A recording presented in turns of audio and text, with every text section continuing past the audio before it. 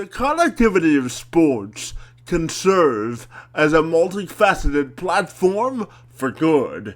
Sports can be an authentic fabric, a bonding agent, a universal language to find commonalities, to use it as a tool to begin tough conversations. Kristen Fulmer is a sports brand's sustainability representative and expert.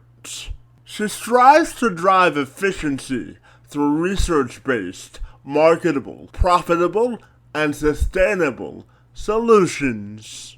She firmly believes that the built environment can influence the human experience at many scales, and that it exemplifies the power of placemaking, equitable access to community resources, health and well-being, and social equality. In a nutshell, Kristen has dedicated her professional career to environmental and social sustainability in the built environment. Her latest endeavor in founding Recipric comes with a mission of helping sports organizations redefine home field advantage. She joined me this week to discuss in greater detail all of the work that she's done to advance forward the conversation and correlation between sports, sustainability, and the built environment. I'm Kevin McShann. Let's have this conversation.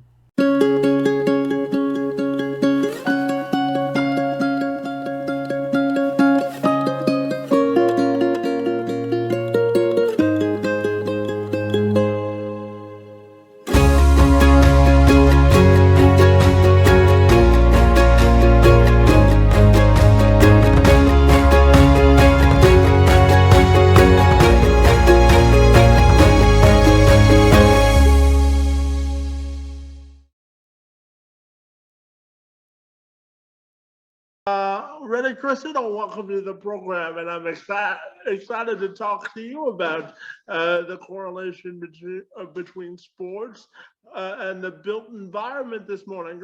Great to be with you, and thanks for being here. Of course. Thank you so much for having me. So, Kristen, I know that you've dedicated your career to sort of the environmental and social sustainability sort of realm. So I'm wondering if you can kick off our conversation by telling me all about the great work that you do. Yeah, thanks so much. So basically, I've spent my career finding ways to create positive change in the world. It's that simple. I tend to think about how to preserve the environment, but also make humans healthier, both from a mental and physical perspective, as well as making sure things function from a financial perspective. So we call that the triple bottom line in the sustainability world, or we call it thinking about people, planet, and profit, the 3 Ps.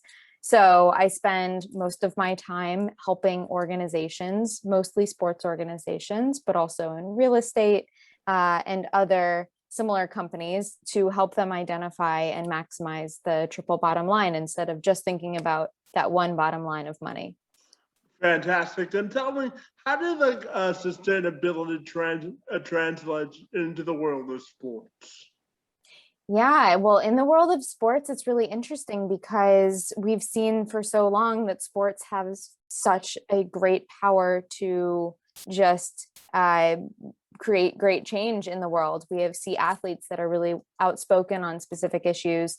And we know that in sports, there are huge, large gatherings of people physically in a space, which has a huge impact on the environment and a huge opportunity to connect with a lot of people. So that connection between sports and sustainability is really kind of, I wouldn't say unexplored, but there's so much more that can be done. And that's part of what I do. And so many colleagues that I work with and try to collaborate with, try to do is bring these topics together. Absolutely. And just before we move on, I would be remiss if I didn't ask you Duke or North Carolina. And I know you believe there's only one answer to that question. So I'll let you tell me all about that. I love it. If you can see the mug right behind me, it is a big Duke logo. So I will put Duke all over everybody's face. Big Duke fan, not so much Carolina fan, but that is right. There is only one answer. So are you a little nostalgic with this being Coach K's final season? I'm nostalgic, but I'm glad. I really hope it ends on a high note. But I'm excited for the next era of basketball, and with John Shire, who's learned so much from Coach K, having been a player and then an assistant coach. I'm interested and excited to see how it goes the next seasons. All good things must come to an end, right? I guess so. That just means his legacy will be preserved forever, right? Well, yeah. I mean, he's 75, so he's punched his ticket to do whatever he wants with the rest of his life, right? That's right. I don't know how far he can stay away from basketball, but I bet he'll still be close. I'm sure he'll still be around, right? Yeah, for sure.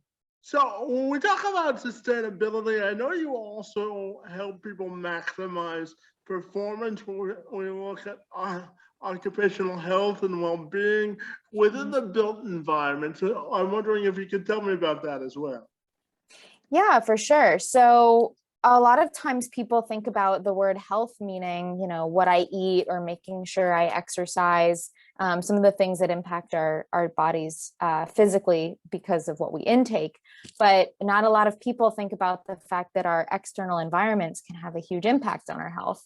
And this is true of studies about patients in hospitals, that if they have a view of a park outside or even a picture of trees on the wall, they're actually more inclined to heal faster or be more resilient in the future than people that are just staring at a concrete wall. Let's say that's just one example of how the built environment can impact us.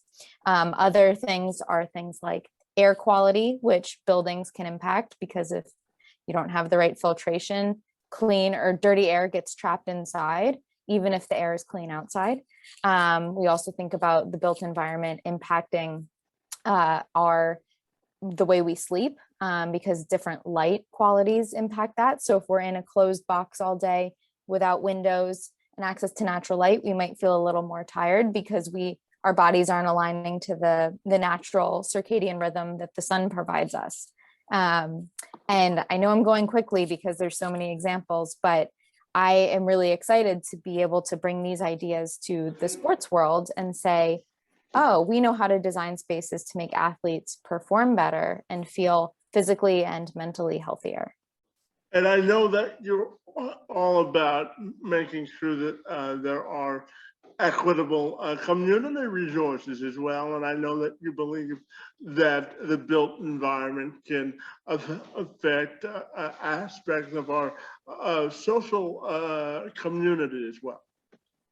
Yeah, absolutely. I think, we can't really have sustainable developments without having equitable developments, having everyone partaking and using those developments. And when I say everyone, I mean different types of people, different resources, in different communities coming together to use a space. Otherwise, that space is not really inclusive and really not sustainable. So it's really important to consider the human access elements, both physical access as well as perceived or mental access to different physical spaces. And that can happen. There's a great example in New York City of a park that it's supposed to feel open to everyone, but the way it's designed makes certain populations feel a little bit less welcome. So maybe there's at the big gateway entrance, there's stairs that you need to climb to get there. So people with different physical abilities might not be able to feel as welcome as people who, if they can see a way that they can physically access it. Another example would just be like a window with shading across it, that it's not transparent. You can't see through it. So you don't feel like you are invited into that space. Yeah, absolutely. And I know you have a real estate background as well, so I'm wondering how you think we can translate sustainability into real estate and also the changing market of sports too, because, the sports landscape is a lot different than it was 10 to 15 years ago. Absolutely. Yeah. Well, in real estate, it's interesting because a typical building owner, someone that owns a building in a city, let's say, is held to a lot of different standards that is created by cities. So cities have mandatory restrictions, reporting on things like energy efficiency. Building owners are held to these standards by their cities. So policy is really big in terms of integrating sustainability because on a mandatory basis. But real estate is also in high demand, but unevenly distributed. So in a lot of places, you have aging buildings that are really not as exciting or interesting to people as the new age buildings.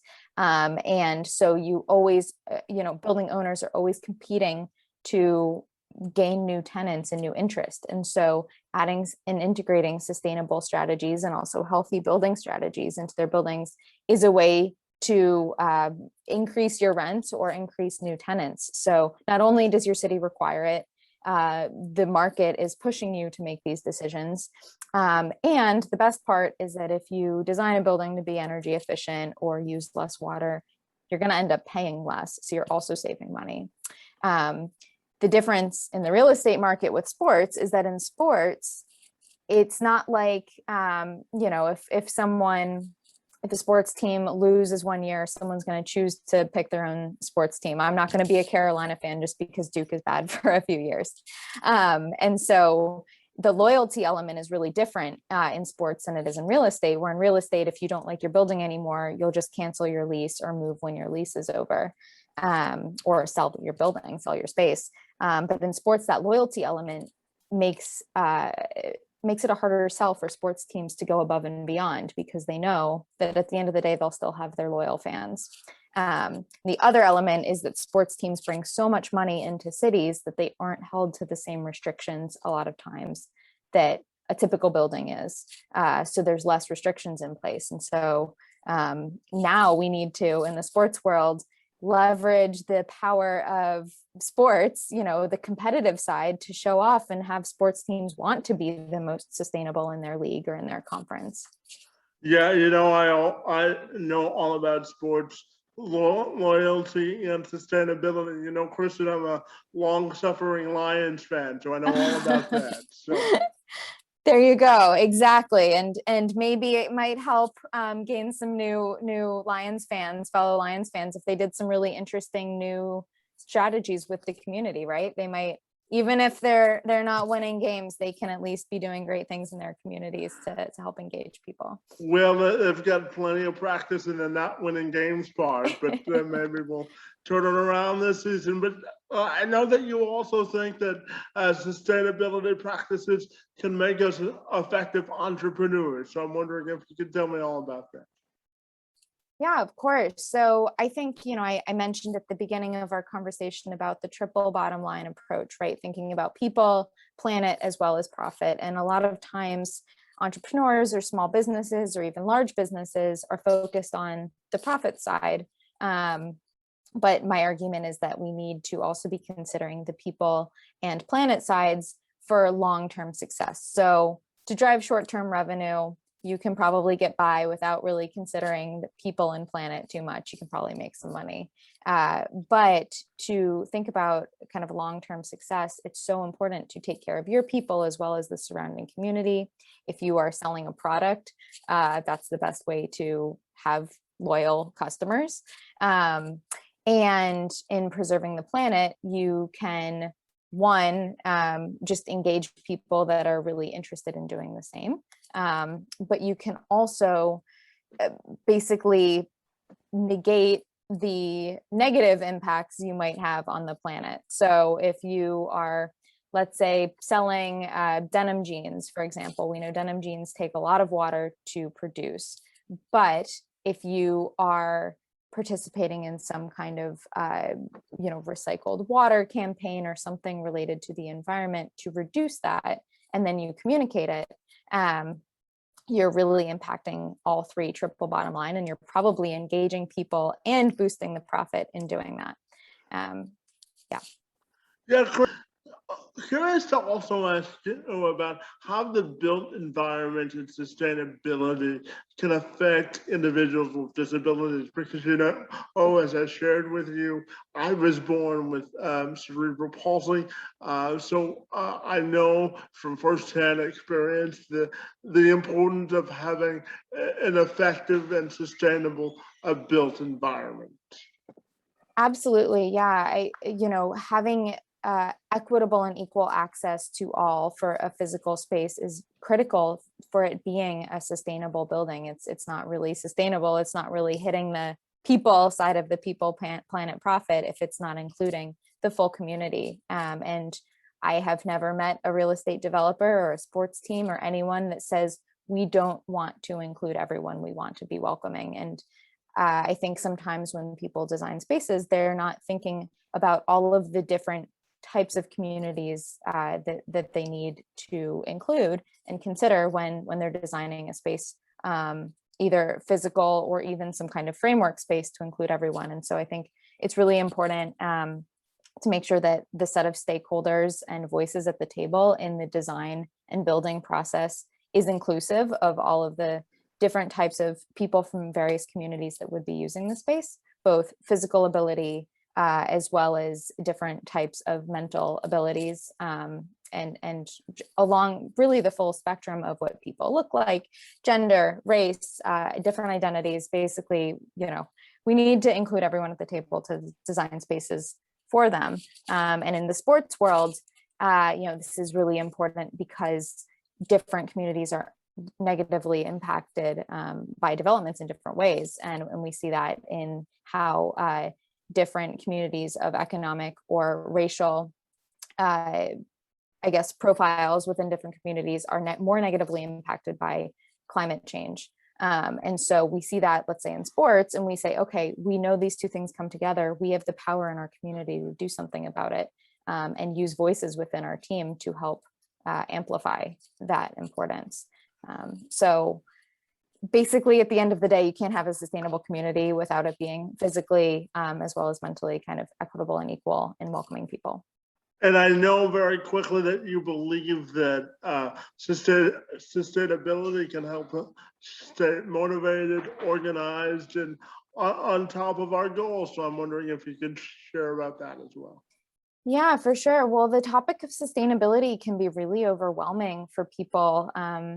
Just on Monday, a new report came out from the UN, with the IPCC, which is a panel on climate change. Basically, a new report came out that had some kind of scary statistics about climate, how the climate is changing. And so people see that, and some people's instinct is that is motivating and they want to take action against it. And some people's instinct is that that's really scary, and I really don't know what to do with that information. I kind of feel doomed. I just want to keep doing what I'm doing. I don't know the right solutions. But I think that the really important thing, the message I always tell people, is that while it can be scary, the reality is that it's happening, and the climate is changing, and that fact that we have something we can do about it. We know all the tools, we know the solutions, and each of us as individuals can play a role in being some of those solutions, whether it's something small like picking up a piece of trash on the sidewalk as we walk by, or something really big, like we work for a really big company and we can help influence their decisions to be more sustainable. We all play a different role in that. And so I think sustainability can be really motivating, can bring people together as a community.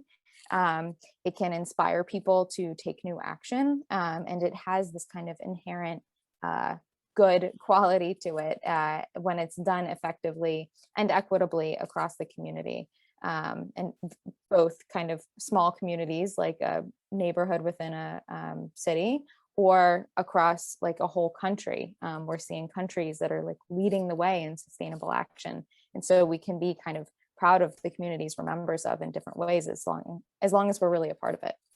Yeah, absolutely. And finally, I'm curious to ask you about your own professional and personal legacy, how you want that to be defined, and if people want to get connected with you, what's the best way they can do that?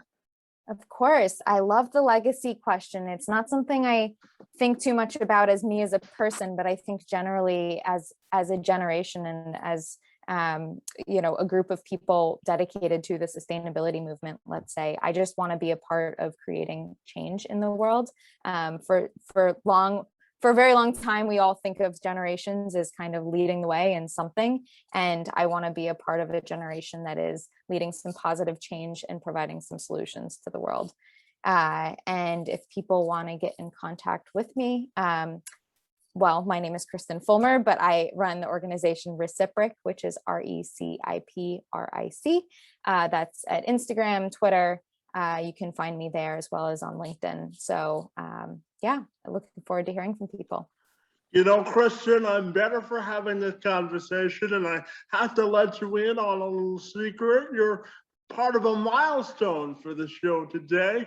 Our conversation is the 300th podcast for the endeavor. So I want to thank you for your time, energy, and insights in helping me celebrate a milestone for the show. It's most appreciated. Oh my gosh, I'm so excited. Well, congratulations on reaching 300. That's amazing. You've had some really phenomenal guests on the show, and I'm really grateful to have the chance to speak with you as well and share a little bit about what I do. But I'm excited. I can't wait to hear who 400 and 500 are. Slow and steady wins the race, right? That's right. That's right. Well, once again, thanks for the time and for the insights. It's most appreciated. Of course, I can't wait to see what else you do and who else you talk to. Thanks so much for having me.